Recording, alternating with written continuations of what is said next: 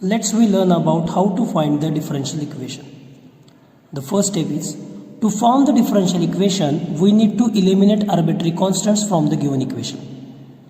जे काय तुमच्याकडे इक्वेशन दिलेले असेल त्या इक्वेशनमध्ये जे काही कॉन्स्टंट असतील ए असेल सी असेल C1 असेल किंवा ए असतील अशा कोणते पण लेटर्स त्याच्यामध्ये ॲज अ कॉन्स्टंट वापरलेले असतात त्यांना आपण आर्बिट्ररी कॉन्स्टंट म्हणतो. तर त्यांना आपल्याला रिमूव्ह करून टाकायचं आहे एका पर्टिक्युलर प्रोसेसने आणि त्याच्यापासून आपल्याला डिफरन्शियल इक्वेशन क्रिएट करायचं. डिफरन्शियल इक्वेशन मीन्स व्हॉट, त्या इक्वेशनमध्ये तुमच्याकडे डेरिव्हेटिव्ह असला पाहिजे. Okay, so it is done by the differentiating the given equation. तर हे करण्यासाठी तुम्हाला जे काय तुमच्याकडे दिलेलं इक्वेशन असेल ते इक्वेशन तुम्हाला डिफरन्शिएट करावं लागेल. If given equation has only one arbitrary constant differentiate only once. One arbitrary constant आहे तर तुम्हाला डिफरन्शिएट केव्हा करायचं आहे, एकदाच डिफरन्शिएट करायचं आहे. If the given equation has two arbitrary constants, then differentiate twice and eliminate the arbitrary constants. जर तुमच्या इक्वेशनमध्ये दिलेल्या 2 आर्बिट्ररी कॉन्स्टंट असतील तर तुम्हाला दोनदा डिफरन्शिएट करायचं आहे to remove the constants, arbitrary constants. Now let's we simplify some problems from exercise 6.2. Question is obtain the differential equation by eliminating constant. Equation is x cube plus y cube which is equal to 4ax. आता या इक्वेशनमध्ये आपल्याला काय करायचं आहे, arbitrary constant याच्यामध्ये काय आहे, a is your arbitrary constant. So we have to remove it. सगळ्यात पहिली प्रोसिजर आपली काय आहे, दोन्ही साईडचा आपल्याला डेरिव्हेटिव्ह घ्यायचा आहे. सो आपण काय म्हणायचं याच्यामध्ये, differentiate with respect to x. Differentiate with respect to x. So we have d by dx of x cube plus y cube which is equal to d by dx of 4ax. Okay. Now x cube चा derivative आपल्याला find करावा लागेल डेरिव्हेटिव्हच्या रूलनुसार.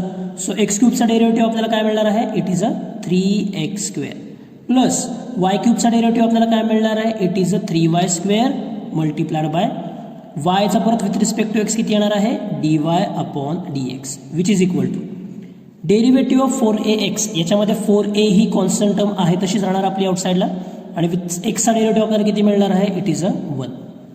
So let's we simplify this further. So it becomes 3x square plus 3y square into dy by dx which is equal to 4a. Let's we call this first equation number 1 आणि equation number 2. आपला गोल काय आहे, आपल्याला ए हा remove करून टाकायचा आहे. तर इक्वेशन 1 आणि इक्वेशन 2 जर ऑब्झर्व केले दोघांमध्ये कॉमन गोष्ट कोणती दिसते आपल्याला, इथे पण 4a आहे आणि इथे पण 4a आहे. So instead of this 4a what we can plug 3x square plus 3y square dy by dx. Because 4a ची व्हॅल्यू आपल्याकडे काय आहे, ही इक्वल व्हॅल्यू आहे. सो या 4a ला आपण कशाने रिप्लेस करू शकतो, तर या पूर्ण एक्सप्रेशनने आपण त्याला रिप्लेस करू शकतो. तर आपण असं म्हणूया, put value of 4a into equation 1. Equation 1 मध्ये बाकी काही चेंजेस करायचे नाही. जिथं 4a आहे 4a च्या ऐवजी फक्त आपल्याला ती व्हॅल्यू त्याच्यामध्ये प्लग करायची आहे.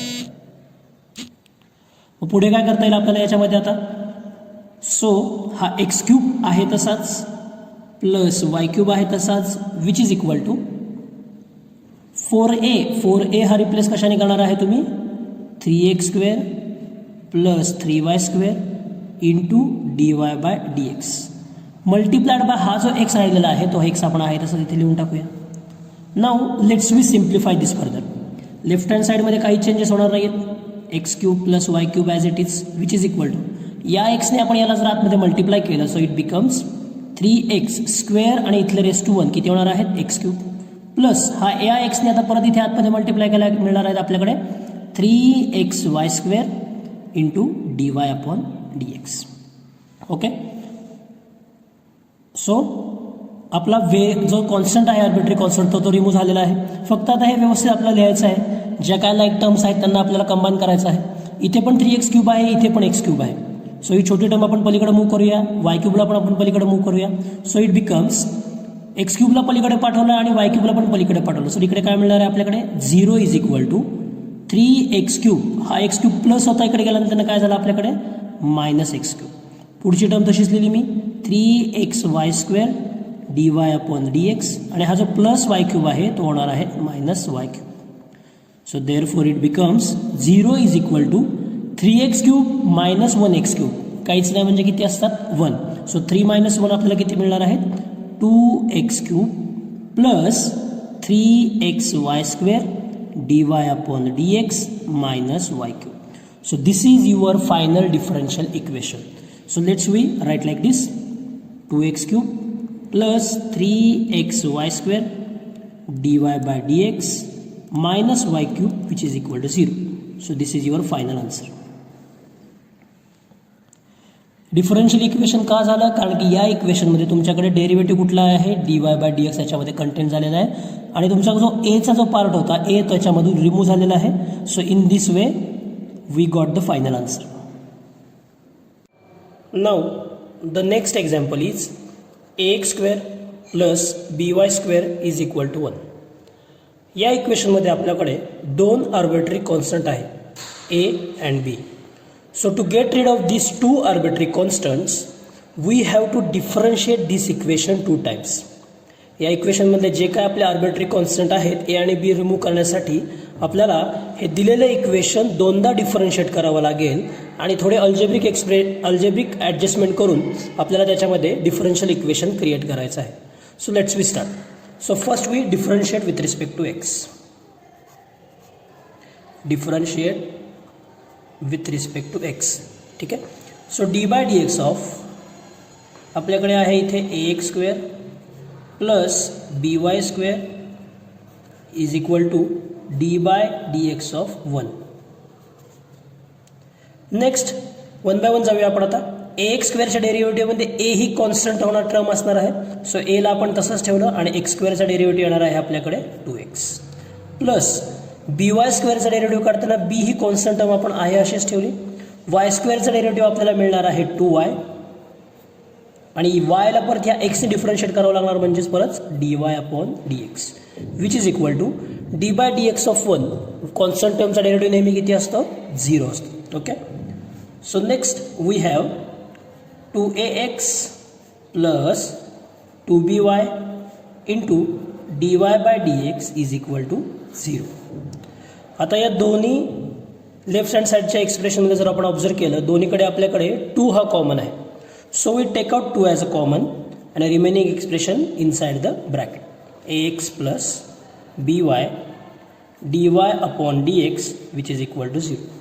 आता 2 हा मल्टिप्लाइड आहे तर तो पलीकडे गेल्यानंतर काय होणार आहे डिवाइड होणार आहे. सो 0 डिवाइडेड बाय 2 आपल्याला आन्सर काय मिळणार आहे 0. म्हणजे हा 2 आपला कॅन्सल होऊन जाईल. So next expression is ax plus by into dy/dx which is equal to हा 2 पलीकडे गेला आणि 0 divided by 2 answer got 0. So let's we call this equation number 1. This is equation number 2. Now again we differentiate this equation with respect to x. दोन variable असल्यामुळे आपण त्याला दोनदा differentiate करून एकदा डिफरन्शिएट करून झालं पण कुठलाच व्हेरिएबल आपला रिमूव्ह झालेला नाही आहे. कुठलाच आर्बिट्ररी कॉन्स्टंट हा आपला रिमूव्ह झालेला नाही आहे. मग याला आपण परत एकदा डिफरन्शिएट करूया. Now again differentiate with respect to x. So we have dy/dx of ax plus by into dy/dx which is equal to dy/dx of 0. ठीक आहे. So next step we have परत आता याच्यामध्ये ए हा कॉन्स्टंट ॲज अ ट्रीट होणार आहे. So एला आपण आउटसाईडला आपण तसंच ठेवलं आणि dy/dx of x dy/dx of फक्त एक्सचा डेरिव्हेटिव्ह आपल्याला किती मिळणार आहे 1 प्लस याच्यामध्ये आपल्याकडे कोणती कॉन्स्टंट टर्म आहे तर बी ही कॉन्स्टंट टर्म आहे. तर बीला आपण आउटसाईडला तसंच ठेवलं आणि आपल्याकडे आहे dy/dx of y into dy/dx which is equal to 0. कारण की dy/dx ऑफ 0चा डेरिव्हेटिव्ह आपल्याला 0च मिळणार आहे. सो आपण परत सिम्प्लिफाय करूया पुढे. Next a into 1 becomes a plus b as it is. आता या पार्टमध्ये तुम्हाला डेरिव्हेटिव्ह काढण्यासाठी डेरिव्हेटिव्हचा प्रोडक्ट रूल यूज करावा लागेल कारण की आपल्याकडे इथे दोन फंक्शन आहेत y पण आहे आणि dy/dx पण आहे. So first function as it is derivative of second. So second function as it is derivative of first. मग आपल्याला हे कसं लिहिता येईल, याला आपण ब्रॅकेटमध्येच लिहूया. First function y as it is आणि d by d x of d y upon d x. म्हणजेच काय होणार आहे, आपण डी वाय बाय डी एक्सला परत डिफरन्शिएट करतोय, त्याच्यामुळे होणार आहे त्याचं d square y upon d x square. So plus second function as it is d y by d x as it is, पहिलं फंक्शन ॲज इट इज, आणि नंतर आपल्याला काय असणार आहे d by d x of y. म्हणजे याला परत कसं लिहिता येईल तुम्हाला, d by d x of y. So which is equal to 0. ठीक आहे. आता हे सिम्प्लिफाय करूया, म्हणजे आपल्याला काय मिळेल, therefore a plus b into ब्रॅकेटमध्ये y into d square y upon d x square as it is plus d y by d x आणि d y by d x same हे 2 टाइम्स आलेलं आहे, त्याच्यामुळे आपण त्याचा काय करू शकतो, डायरेक्टली आपण त्याचा स्क्वेअर करू शकतो. So d y by d x bracket square which is equal to 0. Okay. So दोनदा डिफरन्शिएट करून झालं आहे आपलं आणि थोडंसं सिम्प्लिफाय करून पण झालं आहे. मग आता याच्या पुढे काय करता येईल, आपल्याला व्हेरिएबल्स आपल्याला काय करायचे, जे काय कॉन्स्टंट टर्म आहेत आपल्याकडे ए आणि बी हे रिमूव्ह करायचे. मग आता इक्वेशन 2 मध्ये आपल्याला काय प्लग करता येईल का, एची व्हॅल्यू किंवा बीची व्हॅल्यू या इक्वेशनवरनं. तर या इक्वेशनवरनं तुम्ही एची फक्त व्हॅल्यू काढू शकता. तर ती कशी, ही प्लसची टर्म आहे ती पलीकडे पूर्ण जर गेली तर ती काय होणार आहे, निगेटिव्ह होणार आहे. देअरफॉर तुम्हाला काय मिळणार आहे, ए इज इक्वल टू, हा प्लस बी पलीकडे गेल्यानंतर पूर्ण मायनस होईल, 0चे नसलं नाही गेलं तरी चालणार आहे. म्हणजे तुम्हाला काय मिळालं, minus b into bracket y d square y upon d x square plus d y upon d x ब्रॅकेटचा square, bracket complete. Okay. So हे तर लेफ्ट राईट हँड साईडचं आपल्याला लेफ्ट हँड साईडला मूव्ह करून झालं. सो याला आपण इक्वेशन नंबर 3 नाव देऊया.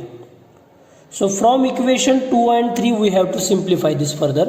मग यात काय करता येईल, आपल्याला एची व्हॅल्यू जी मिळालेली आहे minus b into bracket y into d square y upon d x square plus d y upon d x bracket square, ही पूर्ण व्हॅल्यू आपण हा जो ए आहे याच्याऐवजी आपण प्लग करू शकतो, कारण की आपल्याला त्याच्या दोन्ही व्हॅल्यूज मिळाल्या. हा जो आपला ए आहे या इक्वेशनमध्ये आपण या एची जी पूर्ण व्हॅल्यू तुम्हाला मिळालेली, ही पूर्ण व्हॅल्यू आपण त्याच्यामध्ये या एच्या जागी आपण प्लग करू शकतो. So we have equation number 2 is a x plus b y d y by d x is equal to 0.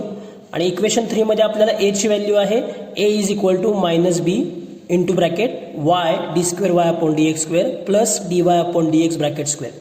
तर आपण या एच्या ऐवजी हे पूर्ण एक्सप्रेशन आपण त्याच्याऐवजी प्लग करणार आहोत. Therefore put value of A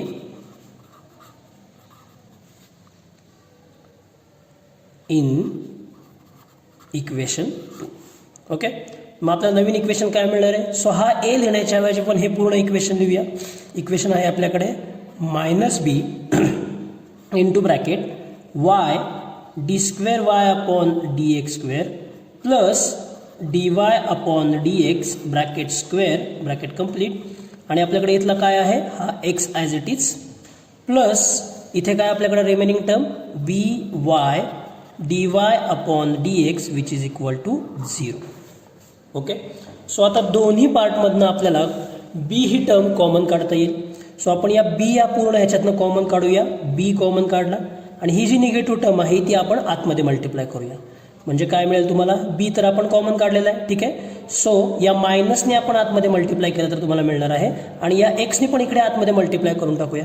so minus इकडे आतमध्ये गेला आणि हा एक्स पण आतमध्ये गेला. So it becomes minus x y d square y upon d x square plus परत हा मायनस आला तर प्लस येणार इथे. तर हे प्लस आणि हे मायनस दोन्ही मिळून तुमच्याकडे काय होणार आहे, मायनस होणार आहे. Okay.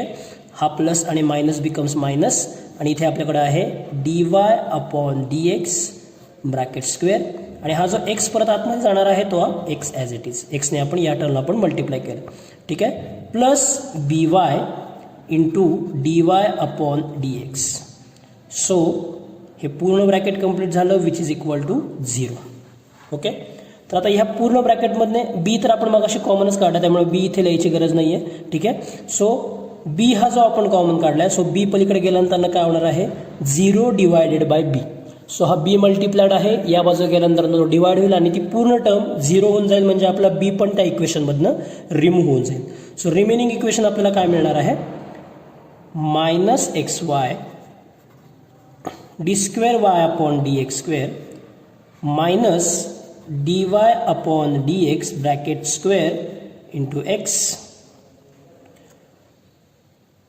Plus y into d y upon d x. हा जो बी आहे हा पलीकडे गेला, झिरोला डिवाइड झाला, म्हणजे फायनली तुमच्याकडे फक्त काय राहिलं आहे, झिरो ही टर्म शिल्लक राहिली आपल्याकडे.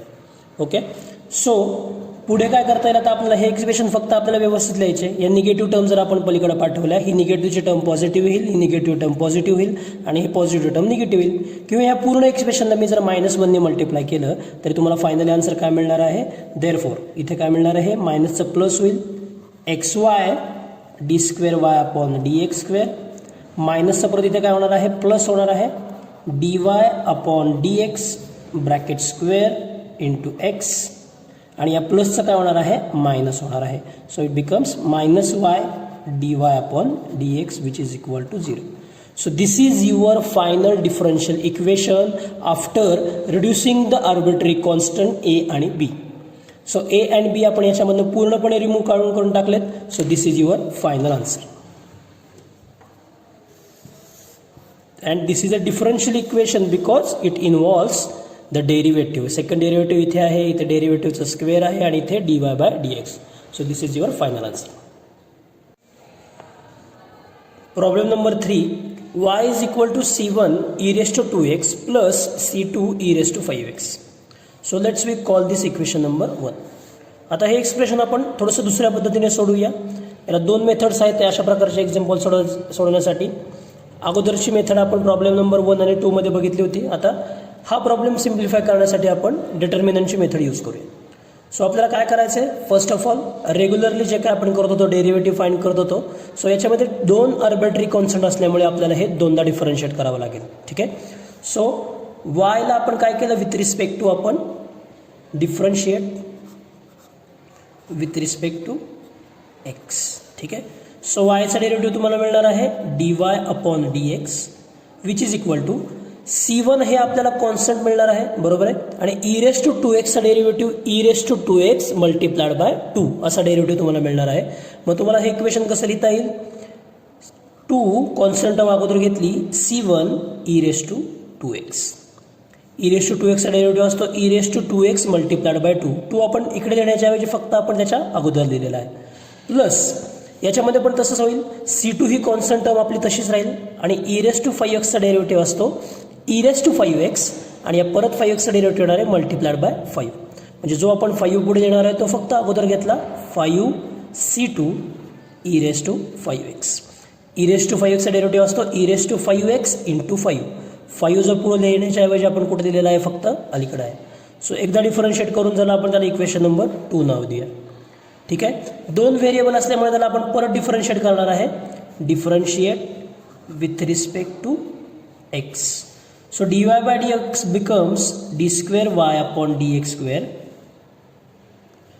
which is equal to 2c1 he constant term आहे आणि e raised to 2x चा डेरिव्हेटिव्ह तुम्हाला काय मिळणार आहे, again e raised to 2x multiplied by 2. So हे पुढचे 2 आणि हे 2 मिळून होणार आहेत आपल्याकडे 2 × 2 4c1 e raised to 2x plus 5c2 he constant term as it is तशीच राहणार आहे. ई रेस टू 5x चा डेरिव्हेटिव्ह होतो आपल्याकडे e raise to 5x multiplied by 5. E raise to 5x multiplied by 5. 5 पुढे देण्याच्या ऐवजी तो अगोदर लिहिला होता. सो हा 5 आणि 5 किती होणार आहे आपल्याकडे, तुमच्याकडे टोटल 25. 5 5 जा 25 C2 आणि e raise to 5x. Okay. Equation number 3. So आता जर तिन्ही एक्सप्रेशन आपण ऑब्झर्व केले, जर तिन्ही इक्वेशनमध्ये आपल्याकडे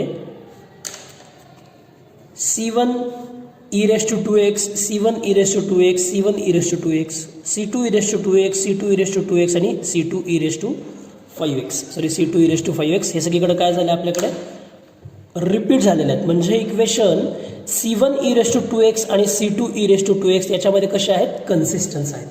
म्हणून आपण काय म्हणू शकतो, as equation 1, 2 and 3 are consistent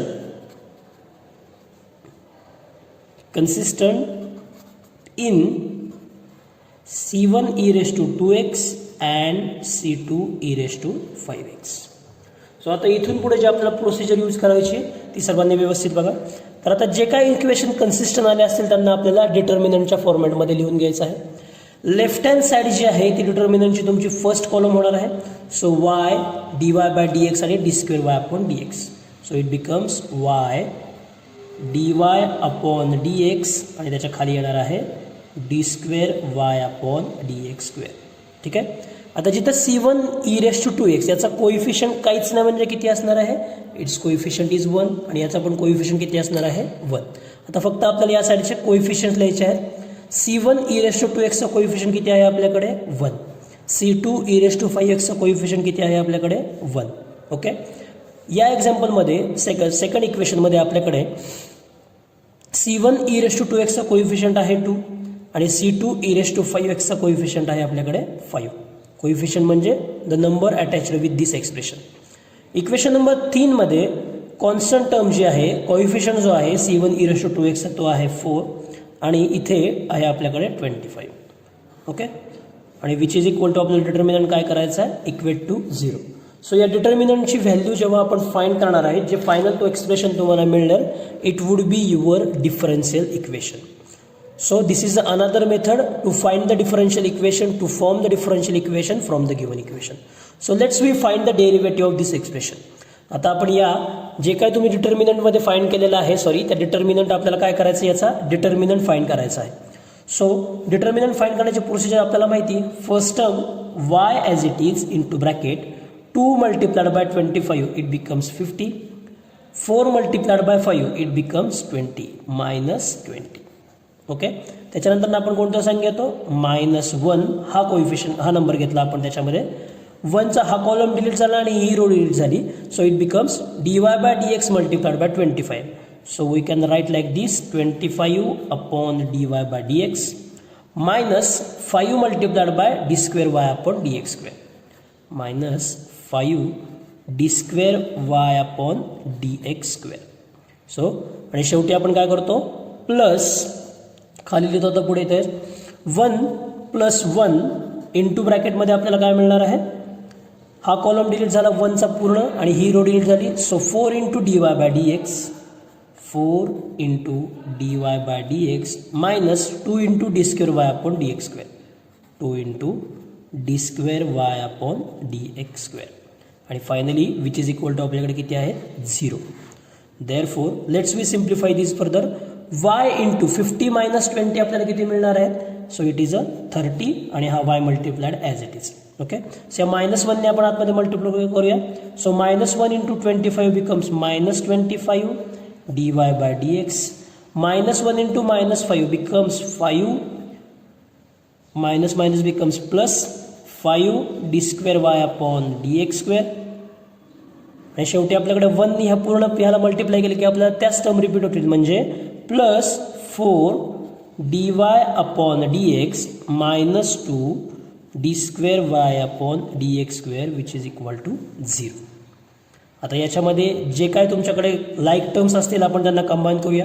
इथे 30y आहे पुढे कुठे 30y आहे का नाही. सो आपण 30y ॲज इट इज तसेच लिहूया. -25 dy बाय dx इथे पण dy बाय dx आहे आणि इथे पण dy बाय dx आहे. सो dy बाय dx या दोघांमधनं कॉमन निघू शकतो आणि -25 plus 4 -25 plus 4 it becomes -21 dy upon dx. Like term आपण कंबाईन करतोय. पुढे plus 5 d square y by dx square आणि -2 d square y upon dx square या दोन लाईक टर्म्स आहेत. So 5 - 2 it becomes plus 3 d square y upon dx square which is equal to 0. So this is your final differential equation. पण आता याच्यात आणखीन तुम्हाला काय करता येईल प्रोड्यूस हे ठेवलं तरी चालतं पण अजून त्याला थोडंसं आपण काय करू शकतो कॉमन टर्म्स आपण याच्यामध्ये काढून घेऊ शकतो. तर त्या कोणत्या बघा 3, 21 आणि 30 या तिघांमधनं जर 3 कॉमन काढला तर तुम्हाला काय मिळणार आहे 3 कॉमन काढून जर मी इथे लिहिला याला 3 इंटू ब्रॅकेटमध्ये 3 10 चा 10y मायनस 3 7 चा 21 so 7 dy by dx plus 3 तर कॉमन गेला म्हणजे इथं काय राहिलं d square y upon dx square which is equal to 0. हे इक्वेशन ठेवलं तरी चालणार आहे, पण अजून मोर सिम्प्लिफाय फॉर्म देण्यासाठी आपण अशा प्रकारे लिहू शकतो. सो 3 जो मल्टिप्लाइड आहे तो पलीकडे गेल्यानंतर काय होणार आहे, डिवाइड होणार आहे. So it becomes 0. म्हणजे देअरफॉर तुम्हाला फायनली आन्सर काय मिळणार आहे, फायनली आन्सर 3 हा इकडे गेल्यानंतर 0 झाला. सो फक्त एवढी टर्म तो शिल्लक राहणार आहे. So it is 10y - 7 dy/dx plus d²y/dx² which is equal to 0. So this is your final answer. The next question is question number 2 from the exercise 6.2. Form the differential equation of family of lines having intercepts a and b on the coordinates axis respectively. तर आता याच्यामध्ये आपल्याला अगोदर equation काय आहे ते तयार करायचं आहे आणि त्याच्यानंतर ते डिफरन्शिएट करून त्याच्यामधनं आपल्याला जे काय कॉन्स्टंट आहेत त्यांना आपल्याला रिमूव्ह करायचं आहे. सो यांनी काय सांगितलं आहे, family of lines having intercept A and B. Suppose this is your y axis, this is your x axis. ठीक आहे. तर त्यांनी काय सांगितलं, एक्स ॲक्सिसवरती आणि वाय ॲक्सिसवरती ए आणि बी इंटरसेप्ट आहेत. इंटरसेप्ट म्हणजे काय, जी काय तुमची लाईन असेल ती एक्स ॲक्सिसला ए या पॉईंटमध्ये क्रॉस करते आणि वाय ॲक्सिसला तुमच्या बी या पॉईंटमध्ये क्रॉस करते. So this is your line. तर आपल्याला याचं इक्वेशन इन जनरल माहिती आहे. Equation of line having the intercept A and B ते काय असणार आहे ते आपण बघूया. Therefore the equation of line having intercept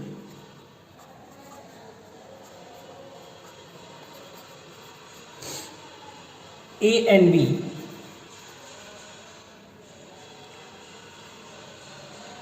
on the coordinate axis, on the coordinate axis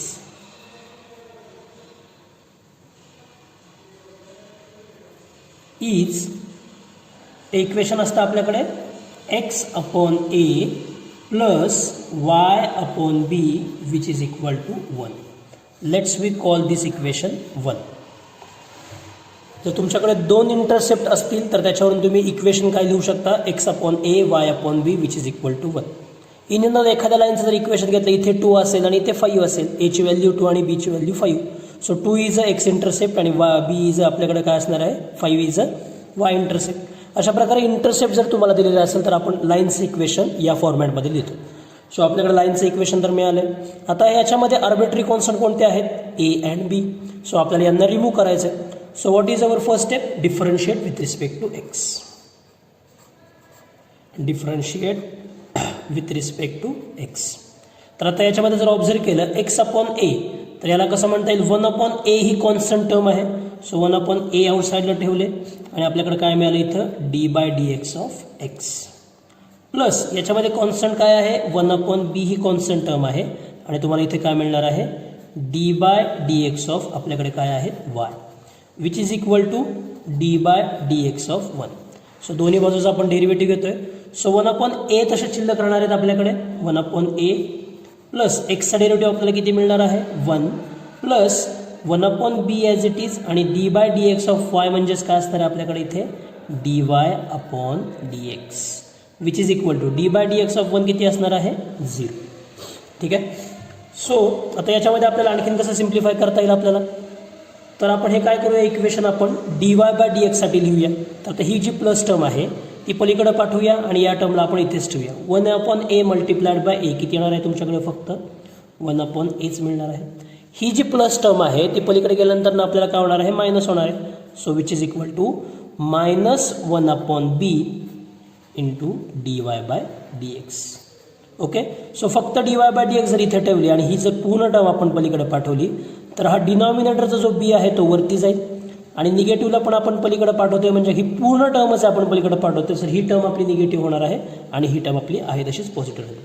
so हा बी डिनॉमिनेटरचा वरती गेला. So it becomes -b upon 1 तर खालीच येणार आहे, म्हणजे a इंटू 1 आपल्याला एच मिळेल, विच इज इक्वल टू आपल्याला काय मिळालं, dy/dx. त्याला आपण म्हणूया equation number. So dy/dx is equal to आपल्याकडे आहे -b अपॉन a. तर आता याच्यामध्ये काय करता येईल आपल्याला, हा dy/dx जो आहे याला आपल्याला कसं लिहिता येतं, याला y' पण म्हणता येतं, पण आता आपण असंच ठेवूया. आपल्याला -b अपॉन ह्या सगळ्या कॉन्स्टंट टर्म एका बाजूला मिळाल्यात. तर आता आपण दोन्ही साईडचा परत डेरिव्हेटिव्ह घेऊया. again differentiate with respect to x. So it becomes d by dx of minus b upon a, which is equal to d by dx of dy upon dx. So finally we have derivative of this constant term minus b upon a काय आहे constant term आहे. So त्याचा derivative मिळणार आहे 0, which is equal to d by dx of dy by dx. It becomes double derivative d square y upon dx square.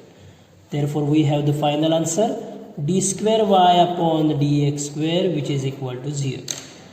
So this is your final differential equation of the family of lines having the intercept a and b on the coordinate axis.